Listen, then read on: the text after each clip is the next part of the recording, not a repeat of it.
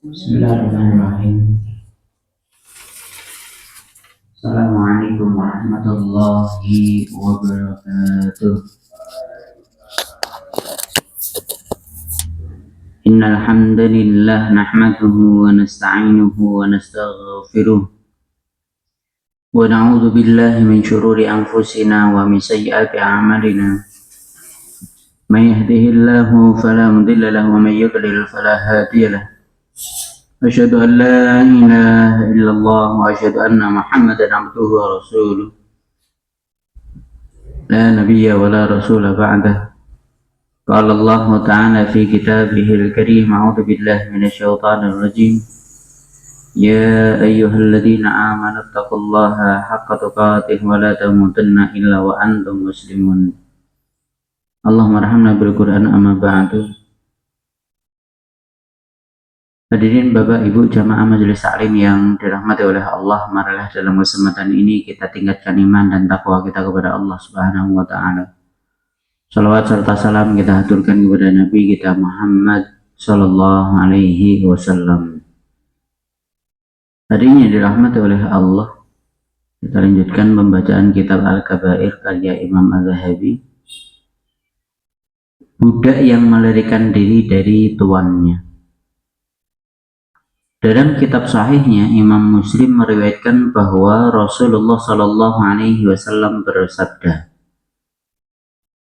"Idza abaqal abdu lam tuqbal lahu salatun." Jika seorang budak melarikan diri dari tuannya, maka salatnya tidak akan diterima. Juga Nabi juga bersabda, "Ayyuma abadin abaka faqad bari'at minhu dhimmah."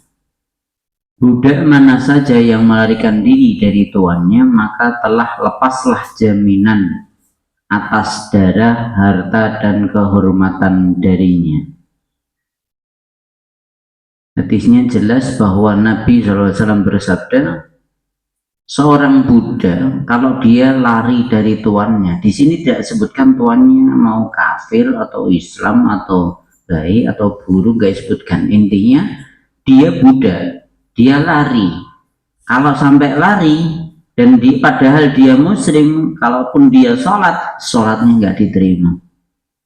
Apalagi kalau dia bukan muslim, udah jelas lebih besar lagi dosanya. Apalagi kalau dia tidak sholat. Hari ini dirahmati oleh Allah. Jadi di dalam Islam,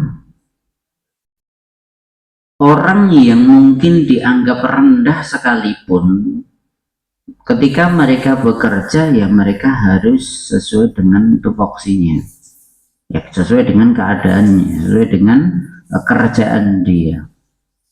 Kalaupun dia sebagai budak, kalau zaman dulu kan ada yang perbudakan kan gitu. Sebagai budak ya dia harus jadi budak yang baik. Tidak diajarkan dalam Islam kalau budak kamu lari aja, enggak. Dalam Islam tetap tidak boleh lari. Kenapa? Kalau kamu lari itu melakukan kesalahan. Nah, kalau melakukan kesalahan berarti dia melakukan kesalahan pada tuannya, berarti Allah pun juga nggak senang seperti itu. Itu berarti termasuk kedoliman untuk atasanmu, nah gitu. Itu kalau zaman dulu untuk tuanmu kan gitu. Kamu melakukan kedoliman untuk tuanmu, itu kamu miliknya dia, kenapa kamu lari lah gitu. Nah kalau kamu melakukan ini ya nanti balasannya sholatmu nggak diterima. Tapi Pak tuan dari budak itu, tuannya itu keras misalnya, tuannya itu galak misalnya, atau tuannya itu jelek misalnya, atau bahkan tuannya itu bukan orang Islam, bagaimana? Tetap sama, hukum ini tetap berjalan. Kalau dia muslim, ya dia nggak boleh lari dari perbudakan itu ketika jadi budak. Selain itu, bahkan di dalam Islam disebutkan di dalam hadis selanjutnya, kalau dia melarikan diri dari tuannya, maka terlepaslah jaminan. Jaminan apa? Darahnya, kehormatannya, dan hartanya. Kalau dalam Islam itu sesama muslim itu kan haram damuhu wa maluhu irduhu, kan gitu kan. Haram, kita nggak boleh mengambil harta orang lain, merendahkan kehormatan orang lain, atau membunuh orang lain, itu kan haram. Nah, kalau dia budak kok lari dari tuannya, udah dia terlepas dari itu, boleh dibunuh. Meskipun dia muslim. Kenapa kok boleh dibunuh? Karena dia melakukan dosa besar. Salah. Misalnya tuannya akhirnya kasih sayembara, siapa yang bisa membunuh bawa budakku, ya boleh. Kamu dapat imbalan sekian, boleh. Atau misalnya kamu bawa kepalanya mau bawa dia, atau dia masih hidup apa mati dapat hadiah, misalnya seperti itu, bebas sebagai tuan. Karena dia yang terdolimi. Budak tadi milik dia, dia berhak untuk itu. Nah, sebagai tuan itu memiliki otoritas di sini. Nah, sebagai budak nggak boleh lari, karena ini termasuk dosa besar. Wujud dosa besarnya apa? Tadi disebutkan, kalau kamu lari, sholatmu nggak diterima, meskipun sekali. Meskipun kamu muslim. Meskipun setelah itu kamu melakukan banyak ibadah, nggak akan diterima. Di sini disebutkan sholat yang disebut, karena memang sholat itu yang paling penting. Sing paling penting ora diterima apa meneh ibadah yang ada di bawahnya, kan gitu. Kita lanjutkan. Ibnu Huzaimah meriwayatkan sebuah hadis dari Jabir bin Abdullah radhiyallahu anhu, katanya Rasulullah Shallallahu alaihi wasallam bersabda, "Salasun la yuqbalullahu lahum salatun wa la yas'udu lahum ilal samai hasanatun." Ada 3 kelompok yang Allah tidak akan menerima sholatnya, dan kebaikannya tidak akan naik ke langit. Maksudnya tidak diterima oleh Allah kebaikannya. Yang pertama, al-abdul abiku hatta yarji'a ila maulahu. Budak yang lari dari tuannya sampai dia balik kepada tuannya. Jadi budak yang lari dari tuannya sampai kalau dia nggak balik, maka sholatnya nggak diterima. Kalaupun dia berbuat baik, nggak dapat pahala. Yang kedua, al-mar'atu sahitu 'alaiha zawjuha hatta yardo anha. Yang kedua, perempuan yang dia itu membuat marah suaminya sampai akhirnya suaminya marah sama dia, hatta yardo anha, sampai suaminya ridho kepadanya. Jadi ini yang kedua. Dan yang ketiga, wasakranu hatta yashu, peminum khamar, pemabuk sampai dia sadar kembali. Fudail bin Iyad meriwayatkannya secara marfu. 3 golongan yang tidak akan ditanya tentang mereka. Sebentar, ini dulu yang hadis sebelumnya nih. Jelas ada 3 hal yang sholatnya nggak diterima, kebaikannya nggak akan naik ke langit. Padahal bukti bahwa kebaikan itu diterima itu naik ke langit.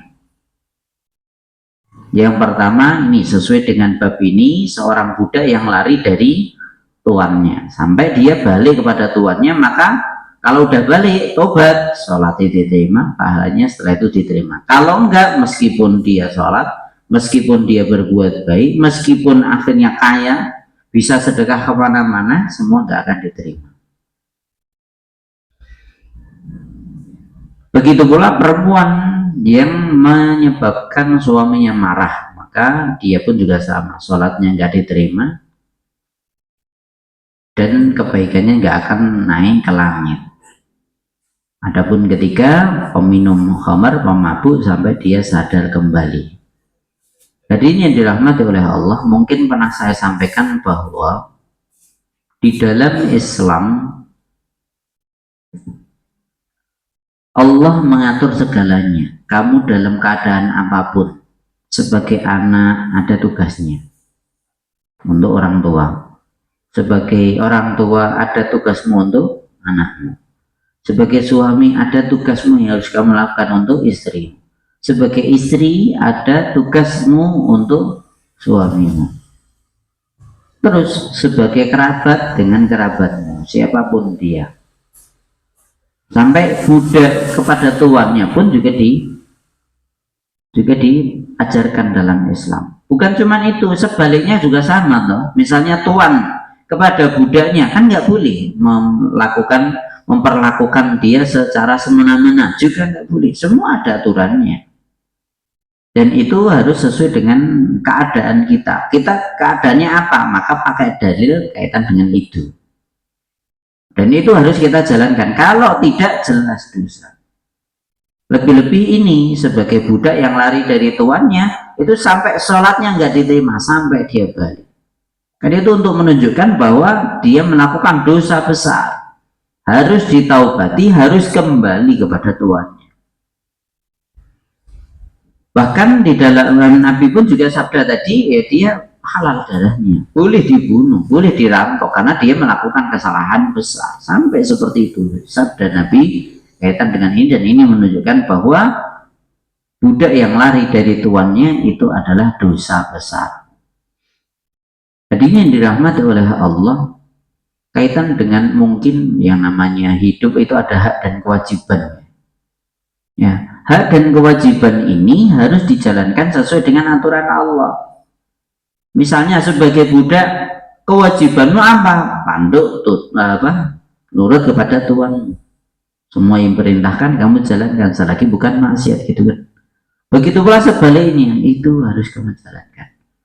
Sebagai tuan, kita kaya, punya pegawai misalnya, itu juga harus haknya ditunaikan. Gaji ya tetap jalan, kan gitu.